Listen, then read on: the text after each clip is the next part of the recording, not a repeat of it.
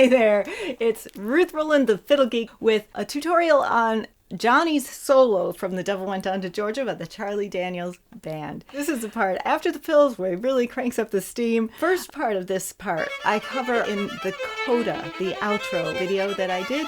And so if you don't already know it, I linked it right here up here in the card. Open it in another tab and then come back and join me. One thing I didn't mention in that video is that Charlie Daniels uses the Nashville shuffle bowing for this entire section. So instead of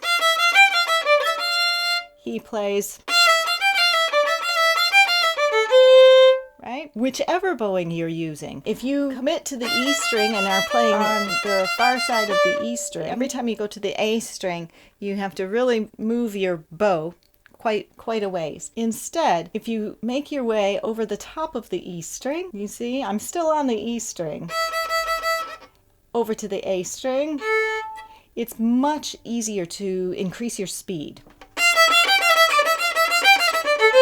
So that's good whichever bowing you're doing. I'm not going to go over that section again. You can watch the video on the outro, but the bowing is important because if you do shuffle bowing, you can just continue it throughout the third ending. Let me back up here and tell you about this third ending.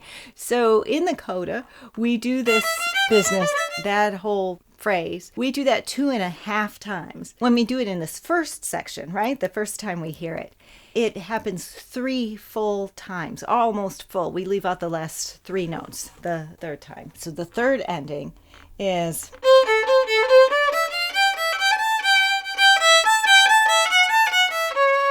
right? And if we're doing shuffle bowing, we can just continue it throughout that third ending. It doesn't make a whit of difference. But if we're doing separate bows, like I prefer, the quarter note, the long note, interrupts our bowing. I usually just pause my bow and then continue on down bow, as if I played a little bit. There are other options though. You can slur those last 2 notes. And if you do a nice swoopy slur, that can be quite effective. You can just continue on going back and forth with your bow, in which case you will end up this lightning fast section with a down bow. If you do any of the previous bowings, you're going to end up the section going up bow. So now let's learn the notes. So going from the third ending, ready, go. Yes, adding on. Ready, go. Yes. Now just starting from the pickups. Ready, go. Good. And now going back to a little before the third ending, actually. Right? From there all the way to the A2 where we stopped. Ready, go.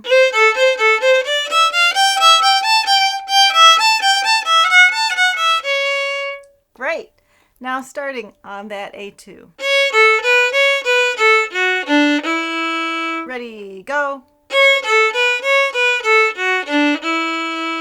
Good. Now going back to the bar before the third ending. Ready, go.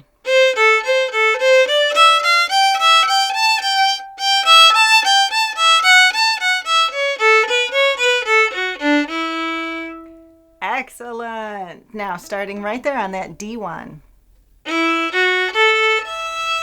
And I use my 4th finger, not my open E, because I'm going to stay on the A string. It's more efficient that way. When I continue, I'm going to do a little roll down. This is optional, but I like it. Right? It makes it sound more flashy. So I start with 2 fingers on the A string and just pick them up one by one as fast as I can. Let's do that 3 times in a row. Ready, go. Ready, go. Ready, go. Yes, and so sometimes I did it down bow and sometimes I did it up bow. That's just the way it's gonna come in the piece. It alternates, so sometimes down and sometimes up. Let's put that together. Right, ready, go. Ready, go. Yeah, so we did it once each way. After that, roll down. Right, so let's do that 3 times. Ready, go. Okay, and starting up bow. Good, and starting up bow again.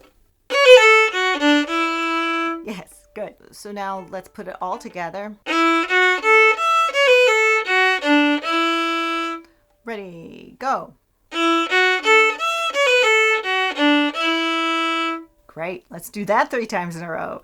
Ready, go.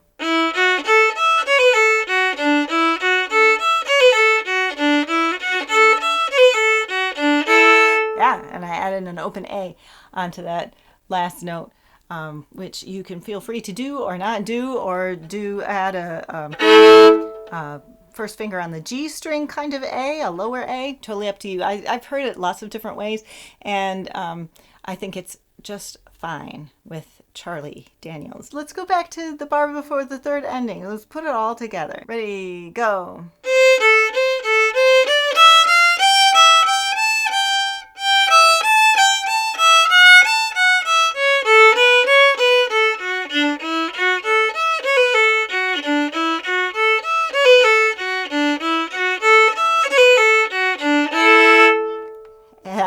Great. And then after that, we've got those the savage refrain, right? You can play that last note D and A, or you can play a double D. Don't make any promises about which one I'm going to choose. You can either play fifths, so 1 on both strings, D and G, and 3 on both strings, and then D and A, and D and A. Or you can just put your third finger on the G string only and leave the first finger on the D string. You hear the difference? And then this. Yeah, just choose whichever one you like better, or whichever one's easiest. Or... And then what I play is 2 on D and 3 on A. That's one of the D minor chord inversions. You can also play 2 Ds, right? Or you can play D all by itself, right? Now I'm going to play this through a little bit slower. Feel free to join me or just enjoy hearing it all in a row. I'm going to go from the 3rd time through this Johnny solo bit, and I'll see you next time.